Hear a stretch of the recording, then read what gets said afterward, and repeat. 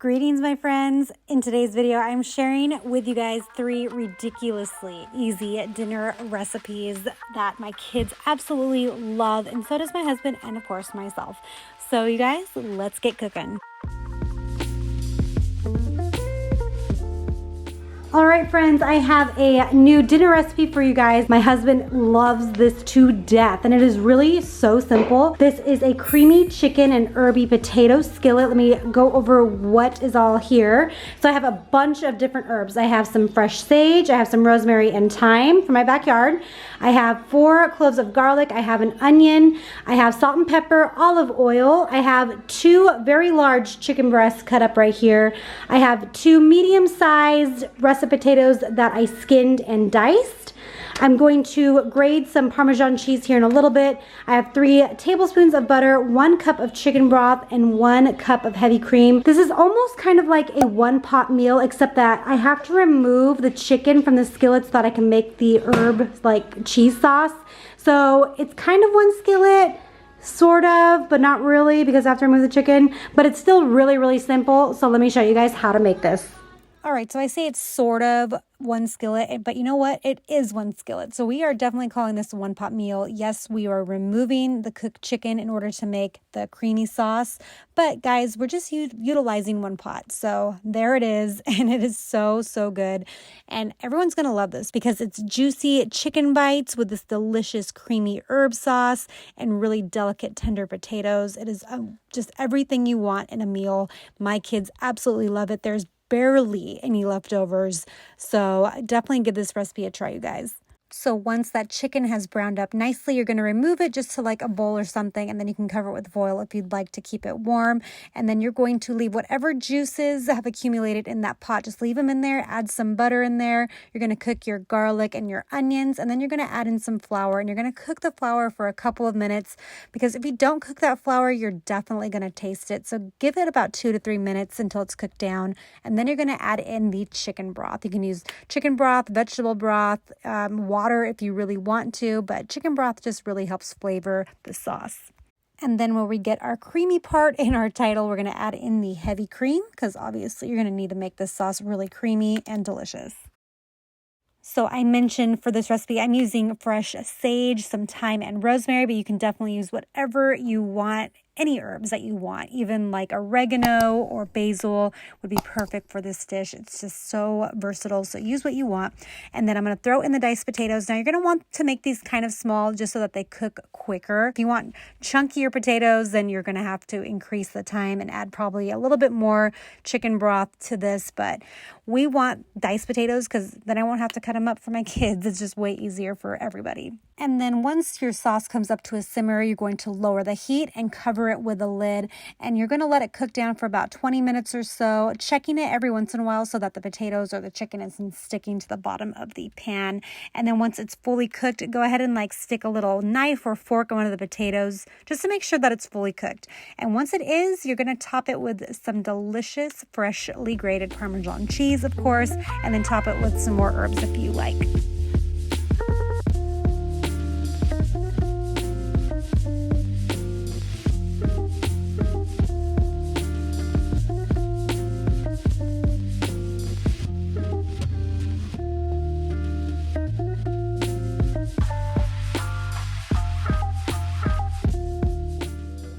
For tonight's dinner, I am making an Instant Pot pasta fagioli. Let me go over the ingredients with you guys. So I have some ground beef here, some water beef broth, kidney beans that I'm going to take out of the can and rinse off, a 28-ounce can of diced tomatoes, Italian seasoning, red pepper flakes, some Parmesan cheese, and then some carrots. Now these are baby carrots that I just cut up. I grabbed about a handful of them, so this would probably equal like 2 bulk-sized carrots.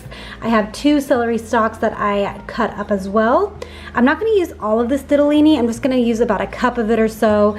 Then I have some salt, some diced onion, some butter, garlic, and some pepper. And of course, the star of today's meal is going to be this Instant Pot.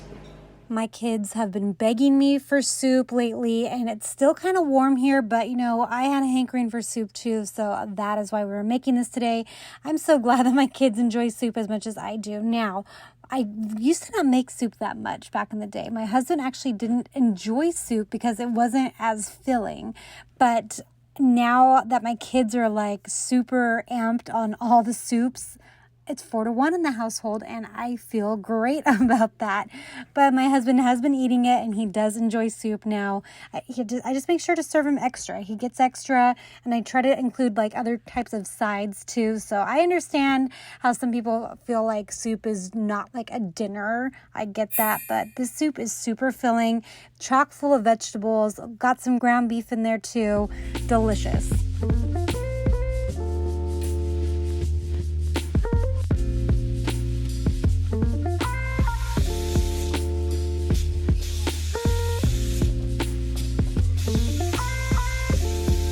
So this is what I prefer to do whenever I make pasta-based soups. I do not like to include the pasta in the soup unless I know that there's not going to be any leftovers and we're going to eat it all like in one sitting basically.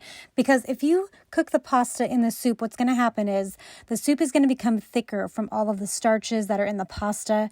And then if you leave it in the fridge with pasta sitting in a broth, it's just going to be gummy and not that great. So I like to personally cook my pasta off on the stovetop, and then I will add as much or as little pasta as I like to my bowl. And this just makes for great leftovers. Like I said, no gumminess. It's just way easier to do this. But if you do want to cook the pasta in the soup, I do have the instructions in the blog post linked down below for you guys.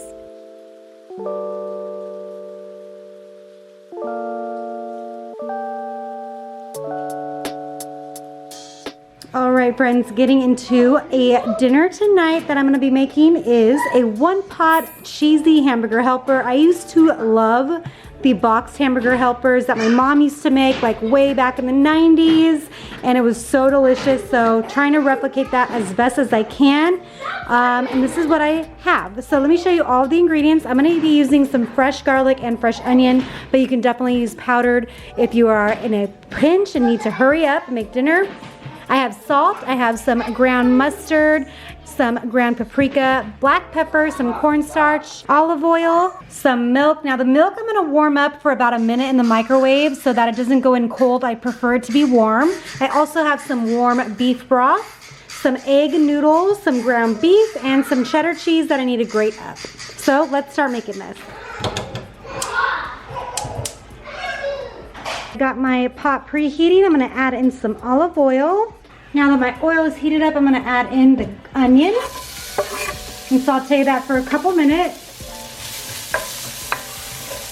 Garlic is going in, and for not that long because I don't want this to burn. There's nothing worse than burnt garlic. Get the rest of that off my knife here. Now at this point, you can add some mushrooms in. I sometimes do that every once in a while when I have them, but I'm just gonna keep it simple. So I'm just gonna go straight with the ground beef, but if you do add in mushrooms, you're gonna saute them for about like 4 to 5 minutes or so. But just to keep this dinner super simple and quick, I'm just gonna go straight in with the ground beef. I'm using 1 pound of ground beef. And if you guys are regular viewers, you'll see that this is not the usual ground beef that I'm used to because we have absolutely no ground beef left from Costco. I am needing to do a run. But usually I would do like 1.34 pounds of ground beef, but a pound is okay for this recipe too though. And we're just gonna brown this guy up. Okay, so now that the ground beef is all browned up, I need to drain just some of the fat. There may not be much though, just because this is 93% lean, 7% fat. So I know some of you guys have suggested using a paper towel to get the fat out. I'm just gonna scoop this up as much as I can and put it into a Starbucks cup. I always do this.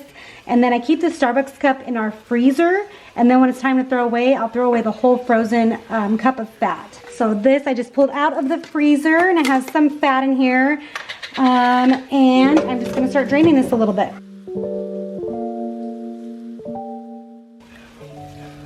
Not too much in there, and then I'm just going to put the lid back on and back in the freezer it goes. Okay, so we're going to add in all of our seasonings and spices. In goes the paprika, the dry mustard, a teaspoon of salt, and some pepper.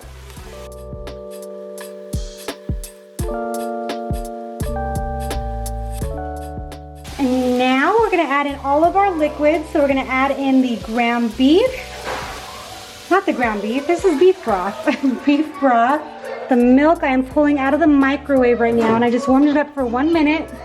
So it's not super hot, just a little warm. And now I'm gonna add in all of the pasta, egg noodles here. I'm gonna add in all of the egg noodles. All right, we're just gonna stir this around, and then we're gonna bring this mixture up to a simmer. So my mixture just came up to a simmer. I lowered the heat a little bit. I'm gonna cover it with a lid, and this should cook in like 9 to 10 minutes. Let me just push this down. I'm gonna push the pasta down into the liquid just so that it cooks, but I am gonna every once in a while come in here and stir it just so it doesn't stick to the pan.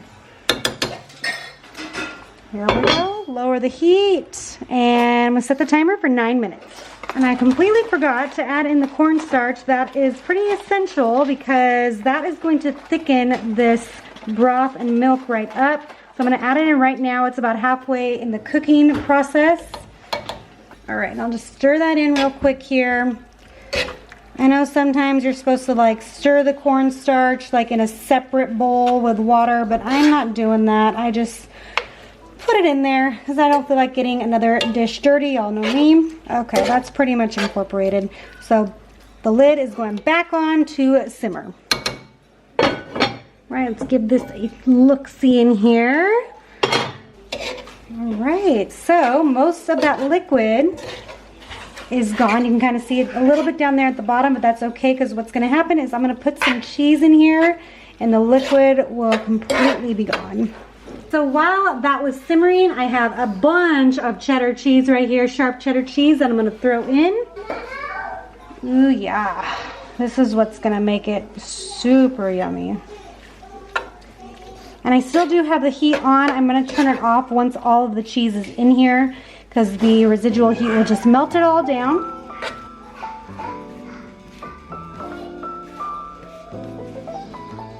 All right, turning the heat off. And we can hear it's all creamy. Love that sound. What I'm going to do is I'm just going to cover this up and let it melt the rest of the way. That'll only take like a couple of minutes. It won't take long at all.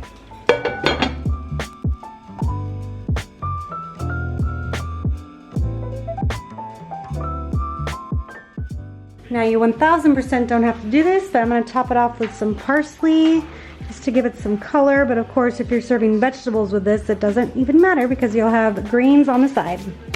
And if you are familiar with the original Hamburger Helper box, you know that they use elbow macaroni instead of egg noodles, but I thought I would switch it up this time, use the egg noodles, but you can definitely swap that out for macaroni if you choose. And guys, thank you so much for being here and watching my videos. I really appreciate you guys. I hope you try some of these recipes, and I hope to see you guys in the next video. Bye, friends.